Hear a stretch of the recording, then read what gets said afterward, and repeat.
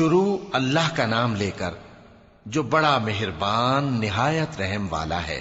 ان فرشتوں کی قسم جو ڈوب کر کافروں کی جان کھینچ لیتے ہیں، اور ان کی جو مومنوں کی جان آسانی سے نکالتے ہیں، اور ان کی جو تیرتے ہوئے جاتے ہیں پھر لپک کر آگے بڑھتے ہیں، پھر دنیا کے کاموں کا انتظام کرتے ہیں کہ وہ دن آ کر رہے گا جس دن وہ زلزلہ آئے گا، پھر اس کے پیچھے اور زلزلہ آئے گا۔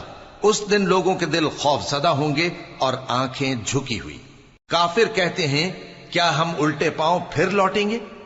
بھلا جب ہم کھوکھلی ہڈیاں ہو جائیں گے تو پھر زندہ کیے جائیں گے؟ کہتے ہیں کہ یہ لوٹنا تو سراسر نقصان کا لوٹنا ہوگا۔ تو بس وہ ایک ڈانٹ ہوگی، اس وقت وہ سب میدان حشر میں آ جمع ہوں گے۔ بھلا تم کو موسیٰ کی حکایت پہنچی ہے جب ان کے پروردگار نے ان کو پاک میدان یعنی طویٰ میں پکارا اور حکم دیا کہ فرعون کے پاس جاؤ کہ وہ سرکش ہو رہا ہے، پھر اس سے کہو کہ کیا تو چاہتا ہے کہ پاک ہو جائے اور میں تجھے تیرے پروردگار کا رستہ بتاؤں تاکہ تجھ کو خوف پیدا ہو؟ غرض انہوں نے اس کو بہت بڑی نشانی دکھائی مگر اس نے جھٹلایا اور نہ مانا، پھر لوٹ گیا اور تدبیریں کرنے لگا۔ سو اس نے لوگوں کو اکٹھا کیا، پھر بلند آواز سے بولا، سو کہنے لگا کہ تمہارا سب سے بڑا مالک میں ہوں۔ تو اللہ نے اس کو دنیا اور آخرت دونوں کے عذاب میں پکڑ لیا۔ جو شخص اللہ سے ڈر رکھتا ہے اس کے لیے اس قصے میں عبرت ہے۔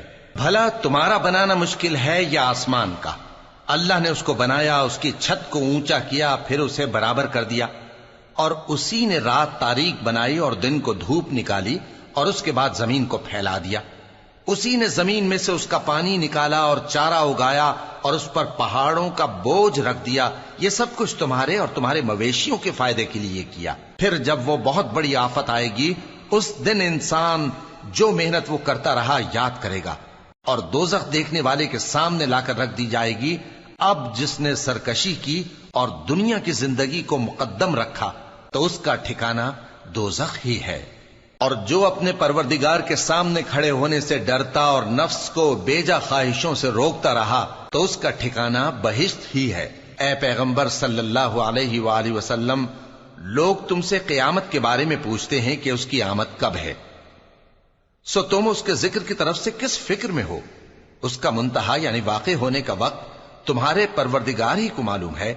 جو شخص اس سے ڈر رکھتا ہے تم تو اسی کو ڈر سنانے والے ہو۔ جب وہ اس کو دیکھیں گے تو ایسا خیال کریں گے کہ گویا دنیا میں صرف ایک شام یا ایک صبح رہے